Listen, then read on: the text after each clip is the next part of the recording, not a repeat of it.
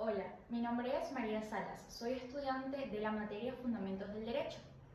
El estudio de nuestra disciplina comienza necesariamente con la comprensión del sujeto, pues las normas existen por y para el ser humano. En el ámbito legal debemos distinguir que no todo es una persona en sentido estrictamente biológico. La personalidad jurídica es en realidad una investidura legal. La diferencia es clara. Mientras que la persona es el ente, ya sea un ser humano o una empresa, la personalidad es la cualidad jurídica que el Estado le otorga para que pueda actuar y ser titular de derechos en el mundo legal.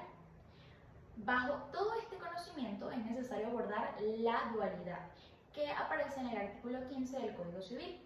El derecho venezolano reconoce dos categorías: las personas naturales, que son los individuos físicos, y las personas jurídicas, que serían los entes abstractos como las corporaciones o el Estado, por ejemplo. Es vital subrayar que las personas jurídicas privadas adquieren su existencia legal solo tras la protocolización de su acta ante un registro. Sumado a lo anterior, no podemos olvidar la protección del nasciturus que aparece en el artículo 17 del Código Civil. Nuestra legislación es profundamente proteccionista, es decir, considera al feto como nacido para todo cuando le favorezca, como por ejemplo una herencia, bajo la condición suspensiva de que éste nazca vivo.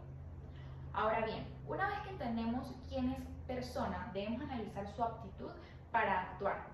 Aquí surge la llamada distinción entre dos tipos de capacidades, que es la capacidad jurídica o de goce, que es una aptitud estática. Podríamos imaginarla como un recipiente que todos poseemos por el simple hecho de ser personas. Es igual para todos y es inmutable. Por ejemplo, un bebé tiene capacidad de goce porque puede ser dueño de un inmueble, pero no puede gestionarlo por sí mismo. Y la capacidad de obrar o de ejercicio, que es la aptitud dinámica, la posibilidad de realizar actos con eficacia jurídica, como por ejemplo firmar contratos o vender. A diferencia de la anterior, esta sí es variable. Está la plena, que se adquiere a los 18 años con el uso integral de las facultades mentales, y está también la limitada, que es que el derecho la restringe para proteger al sujeto menores de edad o personas con discapacidades. En estos casos, la incapacidad no es un castigo, sino una medida de protección en donde todas las instituciones ponen para poder cuidar la patria potestad y la tutela de personas que no tengan la capacidad para manejar ciertas propiedades.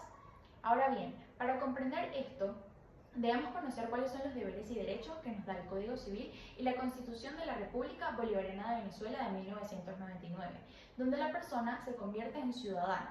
Los derechos humanos son inherentes a la dignidad humana. El Estado no los regala, simplemente los reconoce. Y los derechos constitucionales son la traducción de esos valores en nuestra ley máxima, que es la Constitución de 1999. Esta fue innovadora al organizar la vida social en civiles y políticos, libertad individual y voto; los sociales, educativos y económicos, que vendría siendo la salud, la educación y libre empresa; nuevos derechos, que sería la inclusión de derechos para pueblos indígenas y los derechos ambientales; y por supuesto los deberes, que vendrían siendo la contrapartida necesaria. La ciudadanía exige obligaciones para mantener el equilibrio social, tales como por ejemplo contribuir al gasto público y defender la soberanía nacional.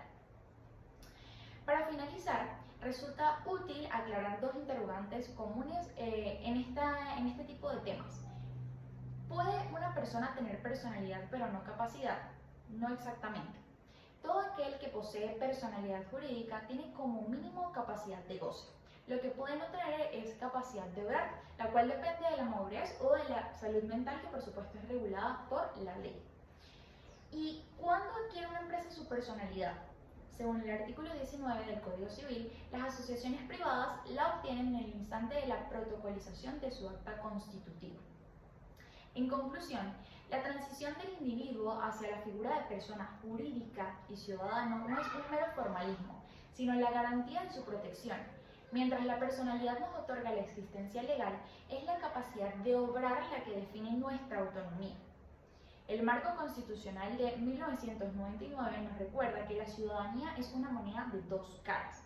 Por un lado, disfrutamos de derechos que son inherentes, pero por el otro asumimos los deberes que son los que sostienen nuestra vida en sociedad. Muchas gracias.